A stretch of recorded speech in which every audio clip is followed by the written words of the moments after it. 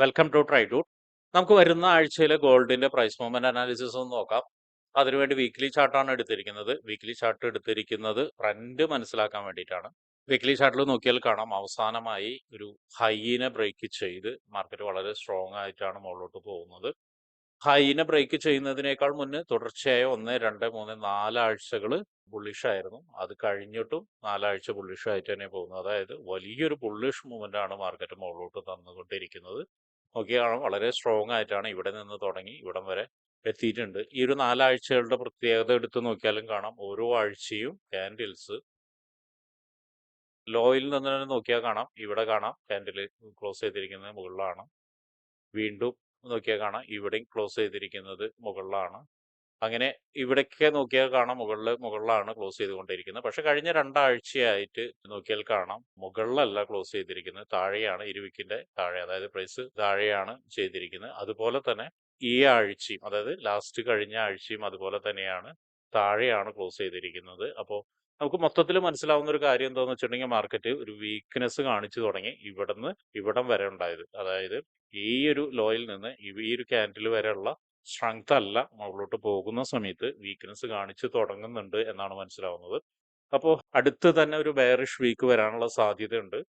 ഏറെക്കുറെ ഈ ഒരു ലെവലിലേക്കെങ്കിലും താഴോട്ടേക്ക് ഇറങ്ങാനുള്ള ഒരു സാധ്യത കാണുന്നുണ്ട്. ഇതുപോലെ ഒരു പുൾ ബാക്ക് കിട്ടാനുള്ള സാധ്യത ഉണ്ട്.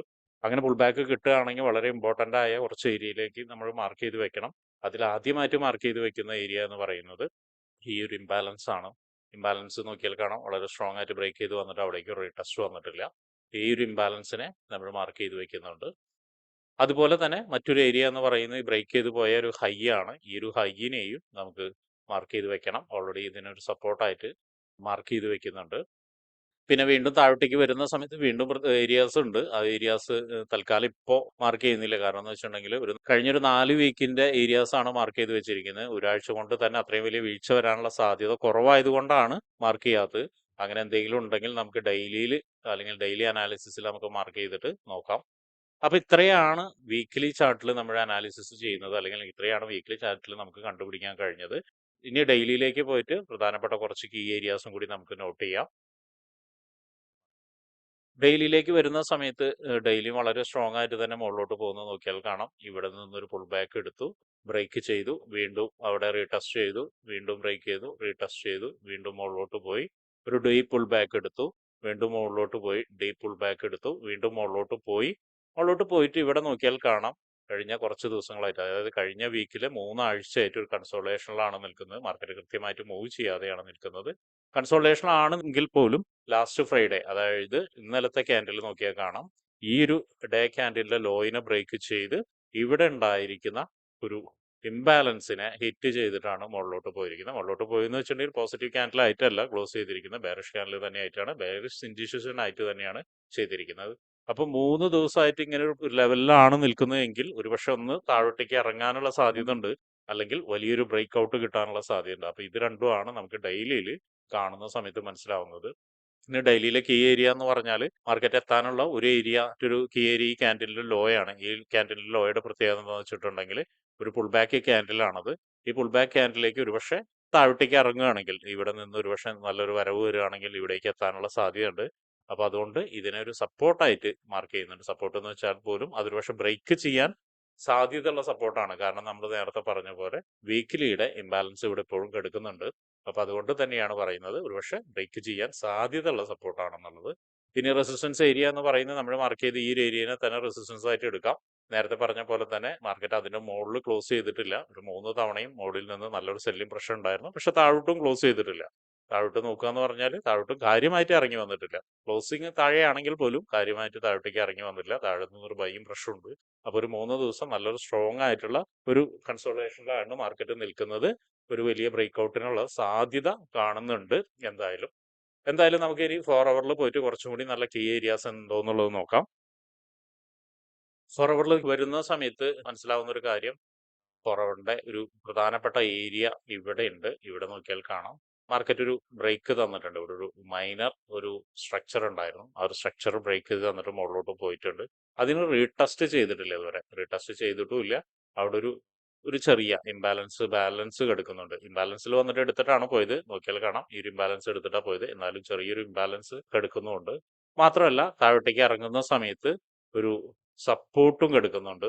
ഈ ഒരു ഏരിയ ഒരു സപ്പോർട്ടും കൂടിയാണ്. അപ്പോൾ ഈ ഒരു ഏരിയനെ സപ്പോർട്ടായിട്ട് മാർക്ക് ചെയ്തിടുന്നുണ്ട്.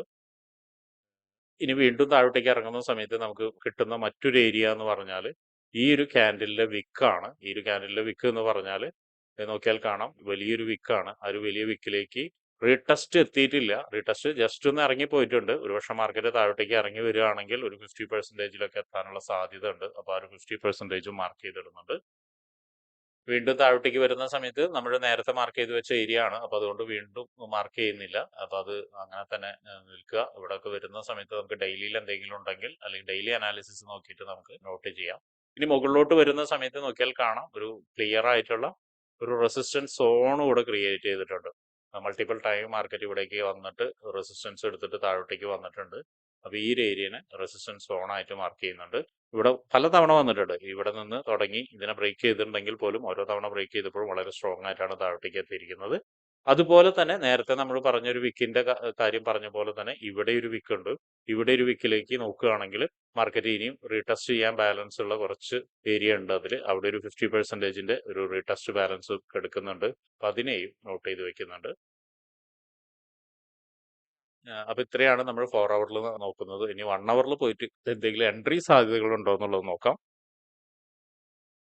1 ഹവറിലേക്ക് വരുന്ന സമയത്ത് നമുക്ക് മനസ്സിലാവുന്ന ഒരു കാര്യം എന്ന് പറഞ്ഞാൽ കാണാം ഇവിടെ നല്ലൊരു കൺസോൾട്ടേഷൻ ക്രിയേറ്റ് ചെയ്തിട്ടുണ്ട്. മാർക്കറ്റ് ഈ ഒരു ഏരിയനെ മാർക്ക് ചെയ്ത് വരികയാണെങ്കിൽ പലതവണ ഇവിടേക്ക് ഇറങ്ങി വന്നിട്ടുണ്ട്. പലതവണ ഇറങ്ങി വന്നിട്ട് മുകളിലോട്ട് പോയിട്ട് വീണ്ടും മുകളിൽ നിന്ന് വീണ്ടും താഴോട്ടേക്ക് ഇറങ്ങി വന്നിട്ടുണ്ട്. അതുപോലെ തന്നെ മുകളിൽ നോക്കിയാൽ കാണാം ഈ ഒരു ഏരിയയും അത്യാവശ്യം നല്ലൊരു സ്ട്രോങ് ആയിട്ടുള്ള ഒരു റെസിസ്റ്റൻസ് ഏരിയ ആണ്.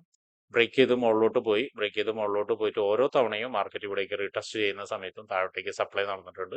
ഈ ലാസ്റ്റ് നടന്ന സപ്ലൈയുടെ പ്രത്യേകത എന്താണെന്ന് വെച്ചിട്ടുണ്ടെങ്കിൽ ഈ ഒരു സിങ്ങിനെ ബ്രേക്ക് ചെയ്തിട്ടുണ്ട്. സിങ്ങിനെ ബ്രേക്ക് ചെയ്തിട്ട് മുകളിലോട്ട് പോവുക ചെയ്തിരിക്കുന്നത്. അതായത് സസ്റ്റെയിൻ ചെയ്യാതെ മുകളിലോട്ട് പോവുകയാണ് ചെയ്തിരിക്കുന്നത്. എന്നിട്ട് മാർക്കറ്റ് വീണ്ടും ആ റെസിസ്റ്റൻസ് ഏരിയയിലേക്ക് വരുന്ന സമയത്ത് ഒരു സപ്ലൈ അവിടുന്ന് ക്രിയേറ്റ് ചെയ്തിട്ടുണ്ടെങ്കിൽ പോലും ഒരു വലിയ മൂവ്മെന്റ് ഒന്നും തന്നിട്ടില്ല. അപ്പോൾ 1 ഹവറിലും ഇപ്പോഴും കൺഫ്യൂഷൻ സ്റ്റേജിൽ തന്നെയാണ് നിൽക്കുന്നത്. പക്ഷെ നമുക്ക് ഇനി ലൈവ് മാർക്കറ്റിൽ എന്തൊക്കെ സംഭവിക്കാൻ സാധ്യത ഉണ്ട് എന്നുള്ളത് നമുക്ക് നോക്കാം. അതിന്റെ ബേസ് ചെയ്തിട്ട് എൻട്രികൾ നമുക്ക് എടുക്കാൻ പറ്റുമെങ്കിൽ നമുക്കത് നോട്ട് ചെയ്ത് വെക്കാം. അതിൽ ആദ്യത്തെ ഒരു ചാൻസ് എന്ന് പറയുന്നത് നോക്കിയാൽ കാണാം ഇവിടെ നിന്നൊരു ട്രെൻഡ് ലൈൻ ക്രിയേറ്റ് ചെയ്തുകൊണ്ടിരിക്കുന്നുണ്ട്. അതിൽ ആദ്യത്തെ ചാൻസ് എന്ന് പറയുന്നത് ഈ ഒരു ട്രെൻഡ് ലൈനിലേക്ക് മാർക്കറ്റ് ഇറങ്ങി വന്നു കഴിഞ്ഞിട്ട് വലിയൊരു ക്യാൻഡിൽ തരികയാണെങ്കിൽ നമുക്കൊരു ബൈ എൻട്രി ചാൻസ് ഉണ്ട്. പക്ഷെ എന്നിരുന്നാൽ പോലും ഒരു കൺഫ്യൂഷൻ തന്നെയാണ്. കാരണം മാർക്കറ്റ് പോകുന്നത് വളരെ സ്ട്രോങ് ആയിട്ടുള്ള ഒരു ഏരിയയിലായതുകൊണ്ട് തന്നെ ഒരുപക്ഷെ ഈ നേരത്തെ പറഞ്ഞ 50% ഓഫ് വിക്ക് ഒരുപക്ഷെ ഹിറ്റ് ചെയ്തിട്ട് വീണ്ടും താഴോട്ടേക്ക് തന്നെ ഇറങ്ങാം. അപ്പൊ നമ്മുടെ എൻട്രി ആക്ച്വലി സംഭവിക്കേണ്ടത് ഈ പ്രധാനപ്പെട്ട ഈ 2 ഏരിയയുടെ മുകളിലാണ് എൻട്രി ആക്ച്വലി സംഭവിക്കേണ്ടത്. അതായത് മാർക്കറ്റ് ഇവിടെ നിന്ന് ബ്രേക്ക് ചെയ്ത് ഇതിന്റെ മുകളിലോട്ട് എത്തുന്ന സമയത്ത് നമുക്കൊരു എൻട്രി കിട്ടും. ശ്രദ്ധിക്കേണ്ട ഒരു കാര്യം എന്ന് പറഞ്ഞാൽ മാർക്കറ്റ് നല്ല രീതിയിൽ കൺസോൾട്ടേഷൻ നടന്നുകൊണ്ടിരിക്കുകയാണ്. അപ്പൊ അതുകൊണ്ട് ഇവിടുന്ന് ഒരു ബ്രേക്ക് എന്ന് പറഞ്ഞാൽ റീടെസ്റ്റ് ഒരു പക്ഷേ നമ്മൾ പ്രതീക്ഷിച്ച റീടെസ്റ്റ് വരണം എന്നില്ല. അപ്പോൾ ചെറിയ ടൈം ഫ്രെയിമിൽ പോയിട്ട് 1 ഹവറിലോ അല്ലെങ്കിൽ 15 മിനിറ്റ്സിലോ ഒക്കെ റീടെസ്റ്റ് നോക്കിയിട്ട് ശേഷം ഒരു പാറ്റേൺ നോക്കിയിട്ട് റിവേഴ്സൽ പാറ്റേണോ അല്ലെങ്കിൽ മറ്റെന്തെങ്കിലും കിട്ടിയതിന് ശേഷം അതിനെ ബേസ് ചെയ്തിട്ട് ട്രേഡ് എടുക്കുന്നതായിരിക്കും നല്ലത്. കാരണം ഇത്രയും കൺസോൾട്ടേഷൻ നടന്നുകൊണ്ട് ഒരുപക്ഷെ ബ്രേക്ക് വളരെ സ്ട്രോങ് ആയി മുകളിലോട്ട് പോയി കഴിഞ്ഞ് ഒരുപക്ഷെ ഇങ്ങനെയൊക്കെ വരും. ഈ ഒരു ഏരിയയിലേക്ക് എത്താനുള്ള സാധ്യത ഇത്തിരി കുറവാണ്. അപ്പൊ അതുകൊണ്ടാണ് പറയുന്നത് എത്തുകയാണെങ്കിൽ ഏറ്റവും ബെറ്റർ ആണ് ഇവിടെ നിന്ന് എടുക്കാനുള്ളത്. പക്ഷെ സാധ്യത കുറവാണ് വലിയൊരു ബ്രേക്ക്ഔട്ട് മുകളിലേക്ക് കിട്ടുകയാണെങ്കിൽ.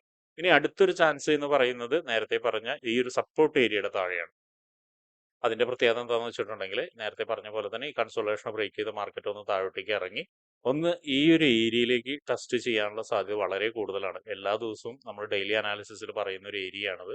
ഇവിടേക്ക് മാർക്കറ്റ് ടെസ്റ്റ് ചെയ്യാൻ വളരെ കൂടുതലാണ് സാധ്യത. നോക്കിയാൽ കാണാം ഈ ഒരു ഏരിയനെ റീടെസ്റ്റ് ചെയ്തിട്ടില്ല. മാത്രമല്ല ഇവിടെ നിന്നൊരു വളരെ ക്ലിയർ ആയിട്ടൊരു ഡിമാൻഡും കൂടി ക്രിയേറ്റ് ചെയ്തതാണ്. അപ്പോൾ ആ ഡിമാൻഡിലേക്ക് മാർക്കറ്റ് വരാനുള്ള സാധ്യത കൂടുതലാണ്. അപ്പൊ അങ്ങനെയാണെങ്കിൽ ഈ ഒരു ഏരിയനെ ബ്രേക്ക് ചെയ്തിട്ടുണ്ടെങ്കിൽ നമുക്ക് ഇവിടുന്ന് ഇവിടം വരെ വരാനുള്ള സാധ്യതയാണ്.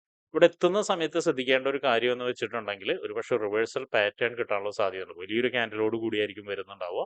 പിന്നെ അവിടുന്ന് നെക്സ്റ്റ് ക്യാൻഡിൽ ഡോജിയോ അല്ലെങ്കിൽ 1-2 ക്യാൻഡിൽ ഒരു താഴോട്ടേക്ക് വരാത്ത രീതിയിൽ ഒന്ന് കുറച്ച് നേരം കൺസോൾട്ടേഷൻ ചെയ്തതിന് ശേഷം ഒരുപക്ഷെ വലിയൊരു മൂവ്മെന്റ് മുകളിലോട്ട് വരാനുള്ള സാധ്യത കാണുന്നുണ്ട്. അങ്ങനെ മുകളിലോട്ട് വന്നിട്ടുണ്ടെങ്കിൽ ചിലപ്പോൾ നെക്സ്റ്റ് ക്യാൻഡിലോ അല്ലെങ്കിൽ പിന്നത്തെ 1-2 ക്യാൻഡിലോ ഒന്ന് താഴോട്ടേക്ക് ഇറങ്ങി റീടെസ്റ്റ് വരികയാണെങ്കിൽ ഇവിടെ നിന്ന് ഒരു ബൈ എടുക്കാം. ബൈ എടുത്തു കഴിഞ്ഞാൽ പറയുന്ന ഒരു കാര്യം ശ്രദ്ധിക്കേണ്ട കാര്യം എന്ന് വെച്ചിട്ടുണ്ടെങ്കിൽ ഇത് റെസിസ്റ്റൻസ് ബിക്കം സപ്പോർട്ട് ആവാനുള്ള സാധ്യതയാണ്. ഈ ഒരു ഏരിയനെ ബ്രേക്ക് ചെയ്ത് ഇതിന്റെ മുകളിൽ എത്തുമ്പോഴാണ് നമുക്കൊരു ക്ലിയർ ബൈ ഉണ്ടാവുള്ളൂ. ഇതിന് താഴെ വരുന്ന ബൈ എന്ന് പറയുന്ന ഒരുപക്ഷെ ഒരു സ്റ്റോപ്പ് ലോസ് ഹണ്ടിങ് ഒക്കെ നടക്കാനുള്ള സാധ്യതയുണ്ട്. എന്നിരുന്നാൽ പോലും ഇതിന്റെ മുകളിലേക്ക് എത്തുകയാണെങ്കിൽ മാത്രം ബൈ നോക്കിയാൽ മതി. ആ ഒരു ബൈ നേരത്തെ പറഞ്ഞ പോലെ തന്നെ മുകളിലോട്ട് പോകാനുള്ള സാധ്യത ഉണ്ട്. അങ്ങനെ മുകളിലോട്ട് പോവുകയാണെങ്കിൽ ഒരുപക്ഷെ ഈ ആഴ്ച 3000 എത്താനുള്ള സാധ്യത കാണുന്നുണ്ട്. അപ്പോൾ ഇങ്ങനെയാണ് 1 അവറിലുള്ള 3 എൻട്രി ചാൻസുകൾ. മൂന്നാമത്തെ എൻട്രി എന്ന് പറയുന്നത് ശ്രദ്ധിക്കണം, ഇങ്ങനെ ഒരു പാറ്റേൺ തന്നെ കിട്ടണം, അല്ലെങ്കിൽ ഇതിന്റെ മുകളിൽ ക്ലോസ് ആവണം. ഈ പറഞ്ഞ ഇപ്പോൾ ഉള്ള സപ്പോർട്ട് എന്ന് വെച്ചാൽ ബ്രേക്ക് ചെയ്ത് കഴിഞ്ഞാൽ പിന്നെ അത് റെസിസ്റ്റൻസ് ആവും. ആ റെസിസ്റ്റൻസിന്റെ മുകളിൽ ക്ലോസ് ചെയ്തിട്ട് പിന്നെ കയറി പോകുമ്പോഴായിരിക്കണം എൻട്രി എടുക്കേണ്ടത്, അല്ലാതെ എൻട്രി എടുക്കരുത്. കാരണം എന്താണെന്ന് വെച്ചിട്ടുണ്ടെങ്കിൽ മാർക്കറ്റ് ഒരുപക്ഷെ ഇവിടെ നിന്ന് താഴോട്ടേക്ക് ഇറങ്ങാണ്, പ്രത്യേകിച്ചും ഈ ഒരു സപ്പോർട്ട് ഏരിയ താഴോട്ടേക്ക് ഇറങ്ങുകയാണെങ്കിൽ വീണ്ടും ഈ പറഞ്ഞ ഓറഞ്ച് ലൈനിലേക്ക് എത്താനുള്ള സാധ്യത കാണുന്നുണ്ട്. അവിടെ നിന്ന് വീണ്ടും ഇറങ്ങുകയാണെങ്കിൽ നമ്മൾ മുൻപ് മാർക്ക് ചെയ്ത് വെച്ചിരിക്കുന്ന വളരെ ഇമ്പോർട്ടൻ്റ് ആയ ഒരു ഇൻബാലൻസ് ഏരിയയാണത്, വീക്ക്ലി ഇൻബാലൻസ് ഏരിയയാണ്, അവിടേക്ക് എത്താനുള്ള സാധ്യത ഉണ്ട്. അതുകൊണ്ട് തന്നെ മാർക്കറ്റ് ഇവിടുന്ന് താഴോട്ടേക്ക് വരികയാണെങ്കിൽ ഈ ഏരിയയിൽ നിന്ന് ബയ്യേഴ്സിന്റെ പ്രസൻസ് വളരെ കൂടുതലായതുകൊണ്ട് തന്നെ നല്ല രീതിയിൽ ബയ്യേഴ്സ് ആക്റ്റീവ് ആവും. അപ്പൊ അതുകൊണ്ട് തന്നെ ഇതിന്റെ മുകളിലോട്ട് കയറി ക്ലോസ് ചെയ്താൽ മാത്രം ഒരു എൻട്രിക്ക് വേണ്ടി ശ്രമിക്കുക, അല്ലെങ്കിൽ ചിലപ്പോൾ ഒരു പക്ഷേ സെല്ലേഴ്സിന്റെ പവർ ഇവിടെ കാണും, അപ്പൊ മാർക്കറ്റ് വീണ്ടും താഴോട്ടേക്ക് തന്നെ ഇറങ്ങി വരും. അപ്പൊ അതുകൊണ്ടാണ് പറഞ്ഞത് ഈ ഒരു എൻട്രി, അതായത് ഞാൻ നേരത്തെ പറഞ്ഞ ഈ ഒരു എൻട്രി എന്ന് പറയുന്നത് ചിലപ്പോൾ സ്റ്റോപ്പ് ലോസ് ഹണ്ടിങ്ങിന്റെ സാധ്യത ഉണ്ട് എന്ന് പറഞ്ഞു. അപ്പോൾ ട്രേഡ് എടുക്കുന്ന ആൾക്കാരെല്ലാവരും സൂക്ഷിച്ചും കണ്ട് തന്നെ ട്രേഡ് എടുക്കുക. എന്നും പറയുന്ന പോലെ തന്നെ അനാലിസിസ് എന്ന് പറയുന്നത് 100% ശരിയായിരിക്കണമെന്നില്ല. മാർക്കറ്റിൽ ഇരിക്കുന്ന സമയത്ത് ഒരുപക്ഷെ ഇതിൻ്റെയൊക്കെ ചില മാറ്റങ്ങൾ വരാം. ആ ഒരു മാറ്റങ്ങൾക്ക് വേണ്ടിയിട്ട് എപ്പോഴും തയ്യാറെടുക്കുക. ലൈവ് മാർക്കറ്റിൽ ഓരോ ട്രേഡ് എടുക്കുന്നതിനേക്കാൾ മുന്നേ ഒരു സെൽഫ് അനാലിസിസ് ഉണ്ടാവുന്നത് നല്ലതാണ്. അപ്പം എല്ലാവരും അത് ഓർമ്മയിൽ വെക്കുക. അപ്പൊ ഇങ്ങനെയുള്ള കാര്യങ്ങളൊക്കെ നിങ്ങൾക്ക് പഠിക്കാൻ താല്പര്യമുണ്ടെങ്കിൽ ട്രേഡ് റൂട്ടുമായിട്ട് ബന്ധപ്പെടാം. അത് ഫ്രീ ആയിട്ട് ട്രേഡിങ്ങിന്റെ കാര്യങ്ങളൊക്കെ നിങ്ങൾക്ക് പഠിക്കാവുന്നതാണ്. അതിനു വേണ്ടിയിട്ട് ഈ വീഡിയോയുടെ ഡിസ്ക്രിപ്ഷനിൽ ഒരു ഗൂഗിൾ ഫോം കൊടുത്തിട്ടുണ്ട്. ആ ഗൂഗിൾ ഫോം കൃത്യമായി വായിച്ച് അതിലുള്ള കണ്ടീഷൻസ് ഒക്കെ ഓക്കെ ആണെങ്കിൽ മാത്രം ഫിൽ ചെയ്യുക. അതോടൊപ്പം തന്നെ ഡിസ്ക്രിപ്ഷനിലുള്ള വാട്സപ്പ് ചാനലിൽ നിങ്ങൾക്ക് ജോയിൻ ചെയ്യാവുന്നതാണ്. അവിടെ ട്രേഡ് റൂട്ടിന്റെ അപ്ഡേറ്റ്സ് ലഭിക്കുന്നതാണ്.